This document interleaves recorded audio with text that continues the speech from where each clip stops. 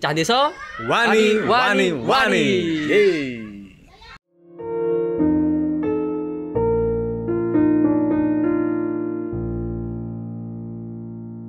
Oke kawan, kembali lagi bersama saya Nathan Suraksana di channel favorit kita, channelnya anak muda. Apalagi kalau bukan Evivor, channel anak muda made in Klaten. Oke, kali ini kita bertemu dengan narasumber yang sangat spesial menurut saya. Narasumber yang bisa dikatakan sangat menginspiratif dan juga mungkin teman-teman yang berdomisili di Jogja mengetahuinya, yaitu adalah komunitas kecil bergerak bersama Mas Greg, ya Mas. Ya. Bagaimana kabarnya Mas? Baik Mas Nathan. Gimana kabarnya? Sehat? Sehat Mas. Alhamdulillah. Oke Mas. Bisa dijelaskan kepada teman-teman Evivor di rumah, kecil bergerak itu apa sih Mas sebenarnya? Oke Mas Nathan dan teman-teman di rumah. Jadi kecil bergerak ini sebuah komunitas anak muda yang bergerak terutama di bidang seni dan pendidikan Mas Nathan. Oh iya. Ya, begitu. Jadi kita banyak membuat platform-platform pendidikan dan kemudian banyak menggunakan media-media seni untuk menyampaikan gagasan. Iya. Kira-kira begitu. Itu asal-muasalnya dari mana sih Mas? Kok bisa terbentuk itu? Oke, kalau bicara sejarahnya ini agak panjang ya Mas. Agak mundur ke belakang. Ini waktu itu tahun 2006. 2006 ya Mas. Jadi udah lama ya. Waktu aku masih kuliah. Iya. Masih kuliah. Waktu itu punya pacar. Wih. Wah, ini agak cinta-cintaan dikit. Iya, bucin-bucinan. Agak love dikit lah. Oke. Jadi waktu itu kuliah, punya pacar, kemudian kita pacaran terus kita mikir wah, kalau hanya pacaran kan kemudian tidak membuat sesuatu yang positif. Nah, nanti malah bisa jadi positif. Iya. Nah, makanya kita bikin apa nih? Acara, bikin kegiatan positif apa? Terus kita bareng-bareng karena kita waktu itu sebagai mahasiswa pendidikan, aku dan pacarku, dia kan adik kelasku. Iya. Nah, yowes kita bikin sebuah zin. Zin itu sebuah majalah. Magazine ya. Majalah. Kita tulis sendiri, kita cetak sendiri, kemudian kita bagikan ke teman-teman. Itu zin itu namanya Kecil Bergerak. Nah, itu waktu itu awalnya begitu. Jadi awalnya dari zin dulu, dari tulisan. Nah, kemudian ya tentu awalnya dari pacaran dulu tadi ya. Iya, dari pacaran. Kemudian ada zin, ada tulisan. Baru kemudian setelah nulis, ini kok kita merasa baru 5 edisi Mas Nathan. Waktu itu kita merasa yang tadinya sudah merasa pinter, sudah merasa yang paling jago gitu di kampus. Kok 5 edisi tulisannya sudah mandek, sudah habis idenya itu. Gagasannya habis.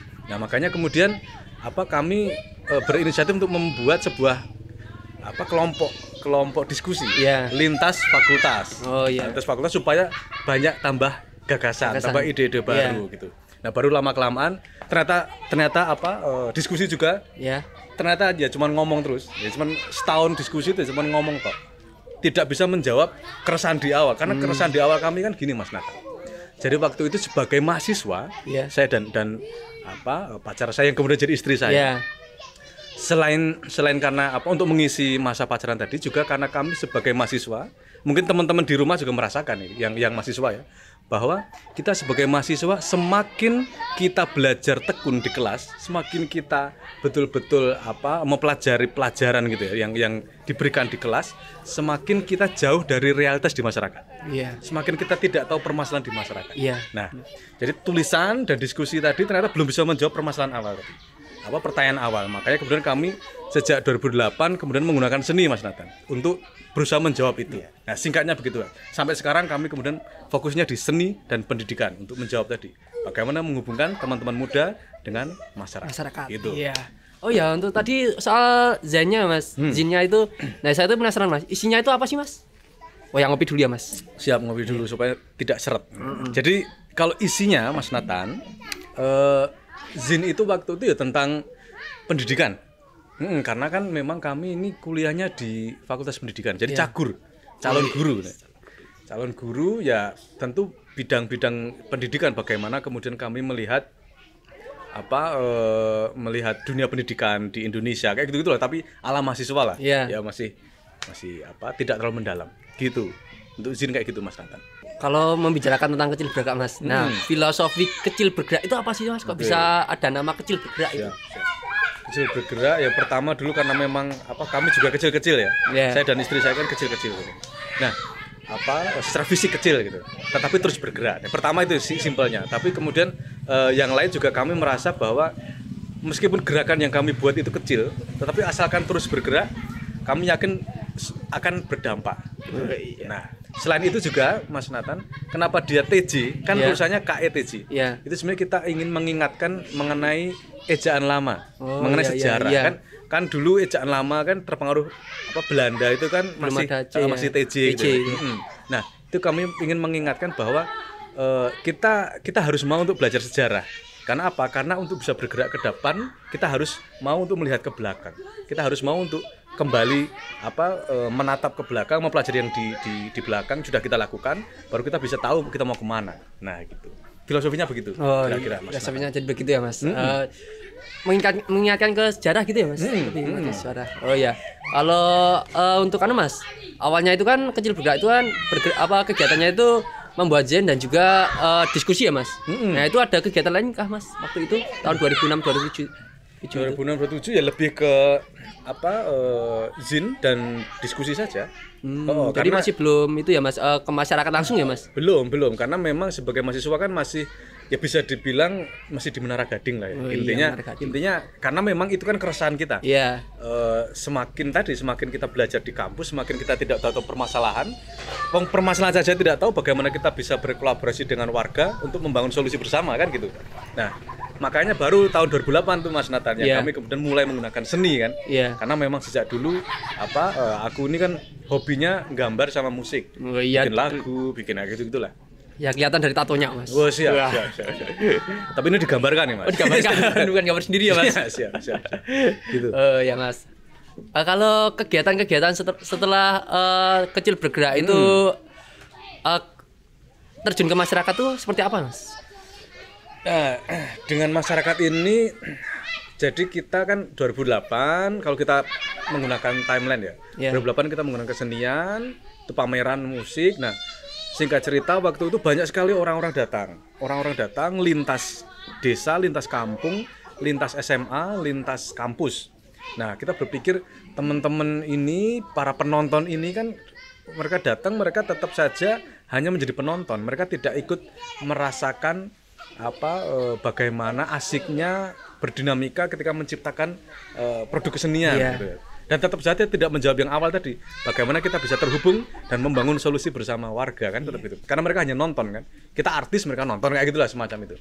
Nah, jadi waktu itu kemudian kita mulai membuat festival-festival di desa, festival-festival di kampung. Awalnya di kampung dulu sih, desa itu menyusul belakangan. Itu festival seni ya, Mas? Festival kesenian. Jadi mulai dari situ kemudian banyak sekali teman-teman kampung itu mengajak kita untuk membangun festival atau acara-acara di kampung. Nah, ketika di kampung itu kita pasti mengajak teman-teman akademisi dari SMA, dari lintas kampus itu. Jadi kita waktu itu menyatukan berbagai elemen teman-teman muda di kota.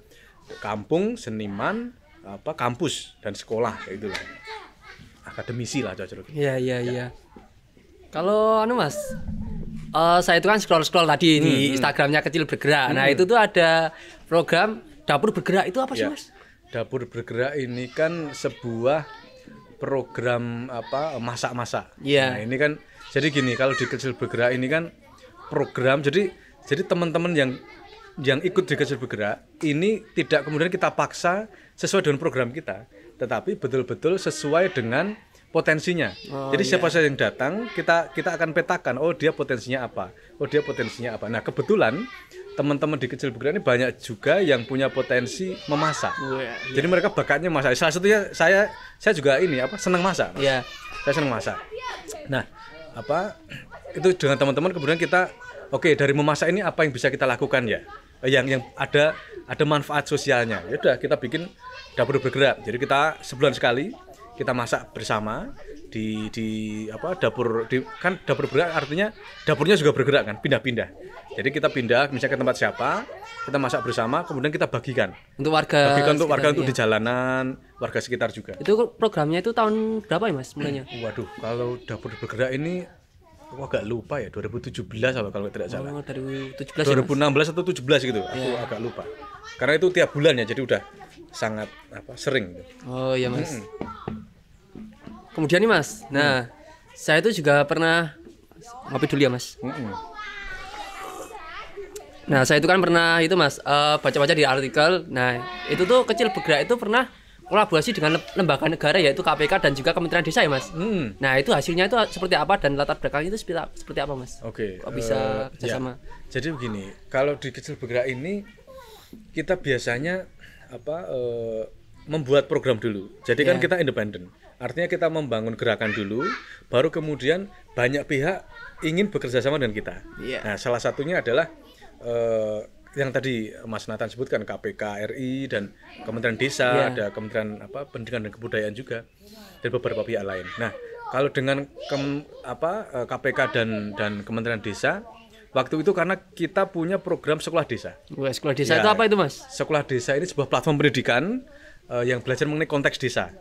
Jadi kalau sekolah itu kan kita belajar yang jauh-jauh ya. Nah, ini kita bikin sebuah pendidikan tapi yang belajar hal yang dekat-dekat. Belajar mengenai apa-apa yang ada di desa lah gitu. Nah, ini khusus untuk teman-teman desa. Nah, karena kita punya program sekolah desa, kemudian KPK RI dan Kementerian Desa itu melirik, terus mereka ingin ngajak kita kolaborasi. Ini program yang menarik ini. Bagaimana kalau kita bikin nasional? Nah, makanya kita bikin nasional yang namanya Sekolah Pemuda Desa. Ini sebuah platform pendidikan untuk teman-teman desa secara nasional, terutama waktu itu menyorot mengenai dana desa. Nah, ini skupnya provinsi.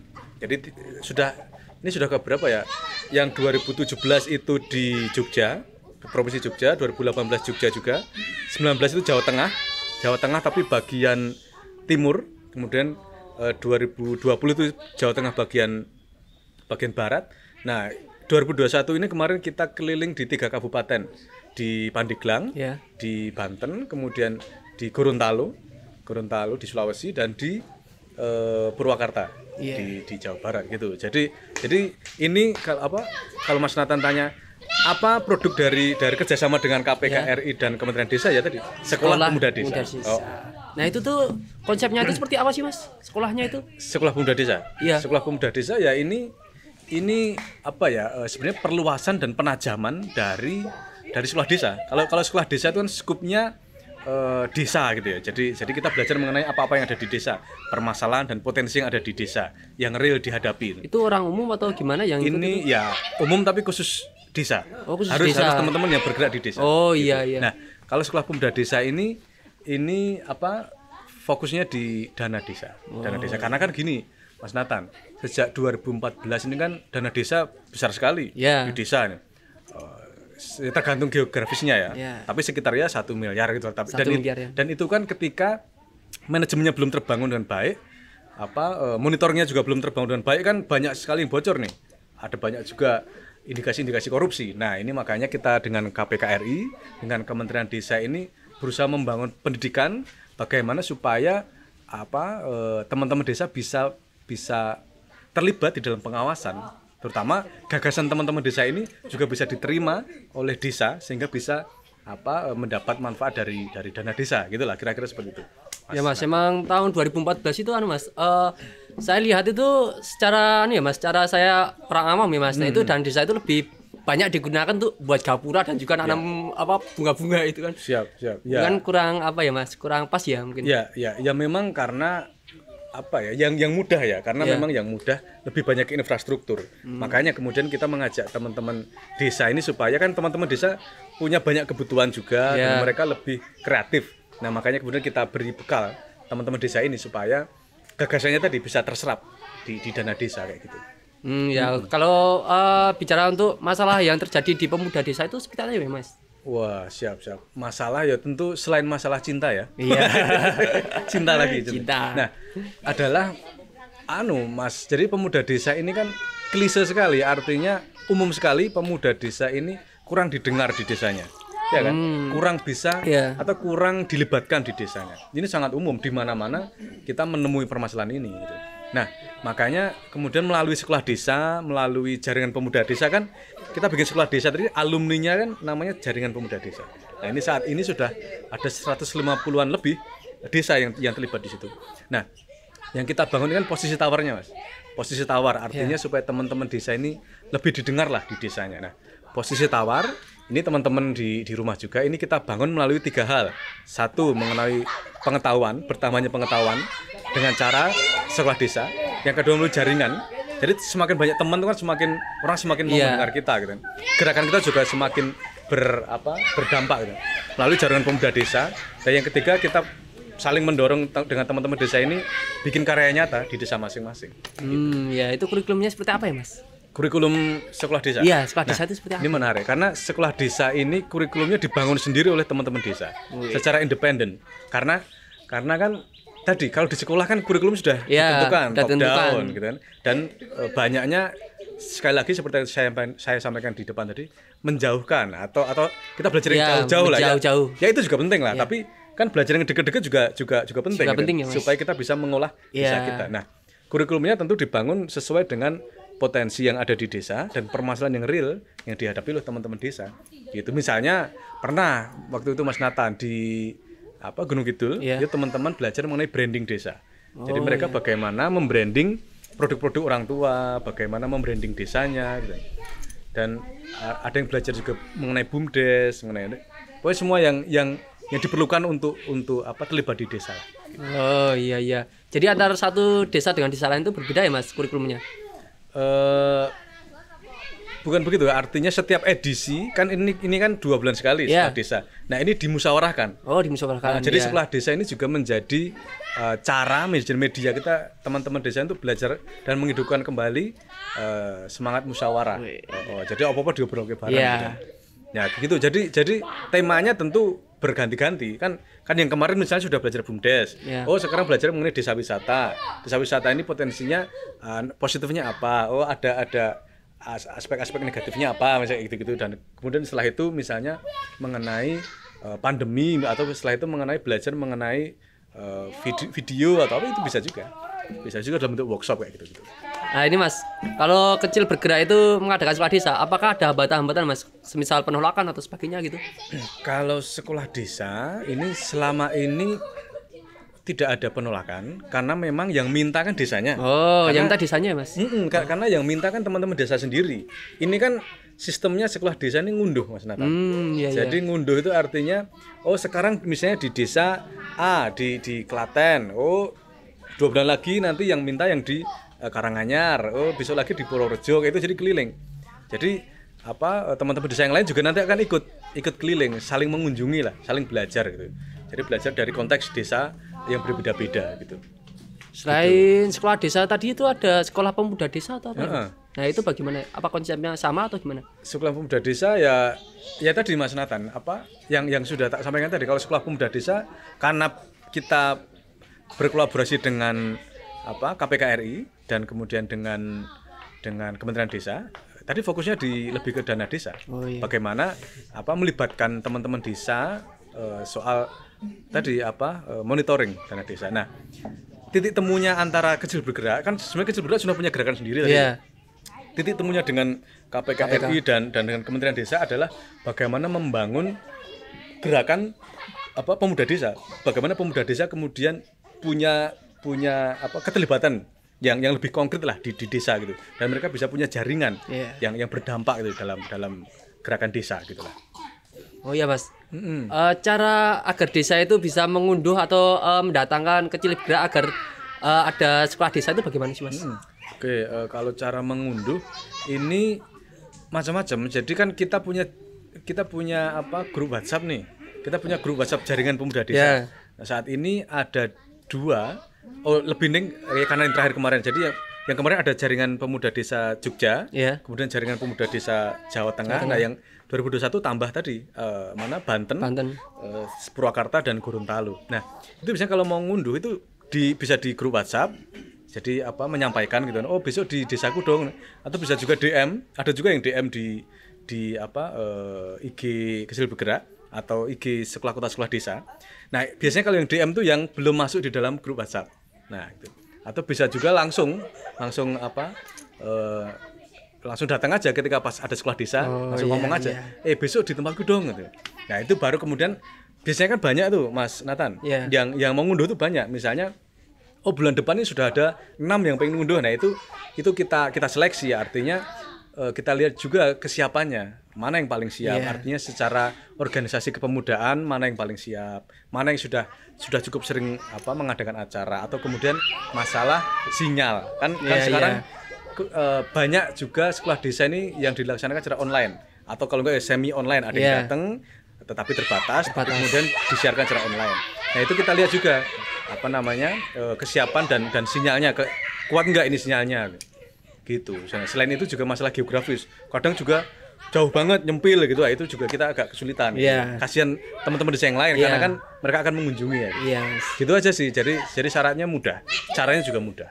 Nah ini aneh Mas, out of topic dari sekolah desa Mas. Nah saya itu pernah baca itu tahun 2017 Mas. Kecil Bergerak itu membangun suatu gerakan yang bernama itu Jogja Bhinneka itu Mas. Itu bagaimana sih Mas? Jogja Bhinneka 2017 ya? Iya, 2017-19. Ya 2017 waktu itu kita mengajak berbagai teman-teman dari berbagai SMA ya. Iya. Aku lupa ada berapa SMA ya, kayaknya 8 SMA atau di Jogja atau berapa aku agak lupa. Nah waktu itu 2017 sedang isu-isu kebinekaan kalau tidak salah, masalah rasial. Oh iya. Kalau tidak salah gitu ya, Mas. Dan agama segala macam. Ya kita ingin ngobrolin itu dengan teman-teman SMA waktu itu, karena artinya kita ingin sedini mungkin bersama teman-teman pelajar ini memperbincangkan mengenai kebinekaan. Sebenarnya apa sih makna kebinekaan? Waktu itu kita menghadirkan teman-teman dari Jamaah Tabligh, terus kemudian teman-teman dari Katolik, ada juga teman-teman musisi, terus dari berbagai agama yang lain, terus ada Noeleto juga hadir, dan dari berbagai macam latar belakang agama dan latar belakang preferensi ini genre musik dan segala macam kayak gitu. Jadi ya tadi sedini mungkin kita ingin mengajak teman-teman pelajar di Jogja belajar mengenai atau memperbincangkan mengenai kebinekaan, karena kita tahu teman-teman bahwa Jogja ini kan barometer ya. Di Indonesia bisa dibilang salah satu barometer kebinekaan itu kan di Jogja, karena memang kota pelajar, banyak anak kos dan segala macam. Makanya ya ini harus kita rawat bersama lah. Gitu. Ya. Mas, selain kritik sosial yang soal Jogja Bhinneka itu, itu apakah ada kegiatan lain Mas? Maksudnya? Yang berbau kritik sosial gitu Mas? Oh tentu ada banyak ya, ada banyak. Ya memang setiap kegiatan Kecil Bergerak itu kan selalu berusaha untuk memiliki imbas dan manfaat sosial gitu. Jadi ya kita punya banyak sekali program, misalnya sekolah kota kayak gitu. Terus misalnya kalau kritik sosial kita pernah nah gini Mas Nathan dan teman-teman, kalau kita kritik sosial ini kita agak mencari jalan lain selain demo. Dan tentu demo juga penting di dalam skema demokrasi gitu ya.